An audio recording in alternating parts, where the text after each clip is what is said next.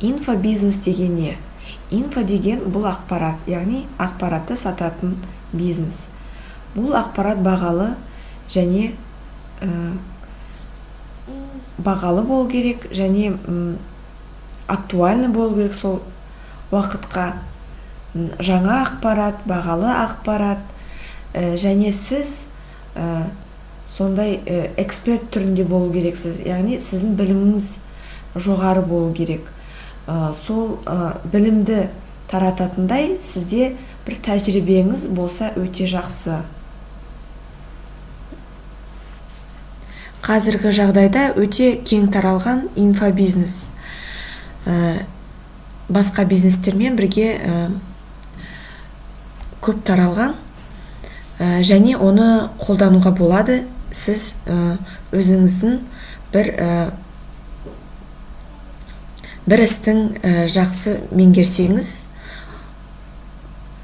бір беретін тәжірибеңіз, біліміңіз болса, ақпаратыңыз болса, осы инфобизнес жасауға болады. Инфобизнесті қалай құрамыз? Инфобизнесті құру.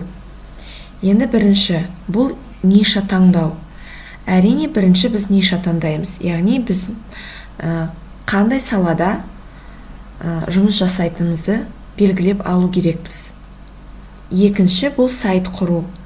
Яғни, бұл мақсатты аудиториямызды шақырып, сол жаққа шақыратын, сол жаққа бір пайдалы ақпараттар толтырып, сондай бір қызықты бір площадка құру. Яғни, сайт құру. Бұл сайт лендинг болса да, басқа сайт түрі болса да болады. Бірақ сіз инфобизнес атсаңыз, сізге сайт лендинг жақсылау болады. Бұл өте қарапайым және тез сатылымға келетін сайттардың түрі. Тегін продукт, яғни сіздің аудиторияңыз сізге бір сенім келтіретіндей бір жақсы, сапалы бір дүние шығару керексіз, яғни продукт.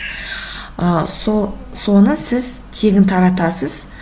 Сол тегін таратып, аудиторияңыз сізді танығаннан кейін, осы продукт арқылы тегін, олар сізден ақылы продукт сатып алу мүмкін. Сол үшін осы тегін продукт сатылады. Төртінші саты бұл инфобизнестің құруы оқырман базасы. Бұл оқырман базасын сайт арқылы әкелеміз, толтырамыз. Яғни сайтта подписная база деген деп айтылады орысша, немесе форма подписки, немесе email рассылки деген болады, сайтта да көресіз. Интернетке кіргенде сонда сол форма подписки арқылы сіздің оқырмандарыңыздың емайлын, телефон немесе сондай бір ақпарат жинайсыз.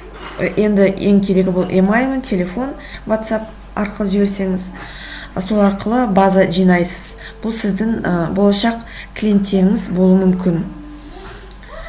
Бұл оқырман базасы. Және бесінші, ең соңғы бұл сатылатын продукт, ақылы продукт, яғни инфопродуктіңіз. Осындай міне инфобизнес құру сатысы, қадамдары. Енді инфобизнес түрлерін айтып көрейік. Инфобизнес түрлері: бірінші, бұл электронды кітаптар. Екінші, видео курстар. Үшінші, аудиофайлдер. Төртінші, консалтинг. Бесінші, басқа түрлі инфопродукттер. Енді бірінші айтайын, электронды кітаптар. Ол әртүрлі электронды кітаптар болуы мүмкін. Яғни сіз өзіңіз жасасаңыз, авторлық барлық құқық сізде болып, сіз электронды кітаптар сатуға болады. Бұл енді көп білім талап етеді және көп еңбек қажет етеді. Әрине, бұл инфобизнес дегенде, енді қысқаша айтқанда, бұл инфобизнес көп еңбек қажет етеді. Және табандылықты, барлығын организация, еңбек ету көп қажет етеді. Бұл жай отырып жасау мүмкін емес. Және екінші түрі бұл видео курстар, яғни видео жазбалар.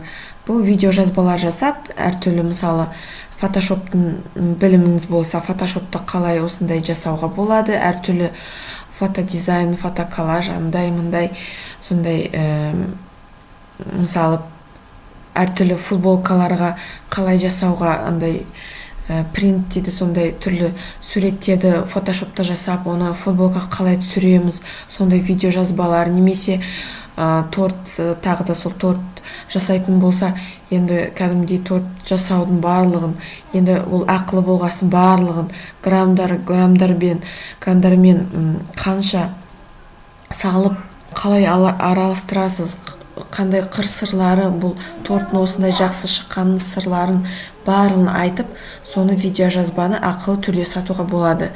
Немесе басқа да түрлі осындай енді көрсетуге талап ететін ақпарат болса, барлығын видео жазба арқылы сатуға болады.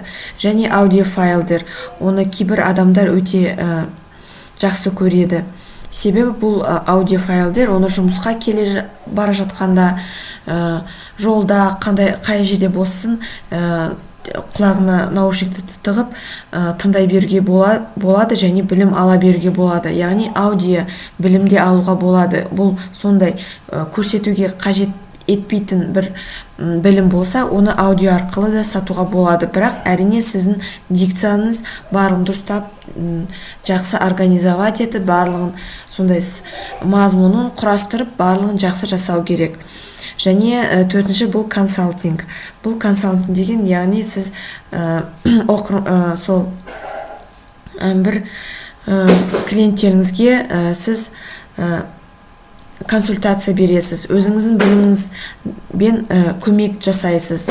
Сіз бір бухгалтер болсаңыз, басынан бастап фирманы ашып, бизнес планын жасап беруге барлығын жасайсыз, оған барлығын көмектесесіз. Прямо жанында отырып, қателерін бәрін тауып, айтып отырасыз, кейде болысып, өзіңіз де жасап кетесіз. Сонда енді консалтинг қызметі. Бұл онлайнда жасауға болады. Және басқа да түрлі электронды продукттер.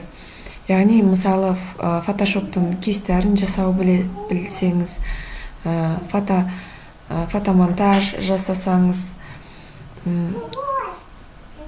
ол сондай фотошоп кестері өте керек. Мысалы, дизайнерлер түсінеді.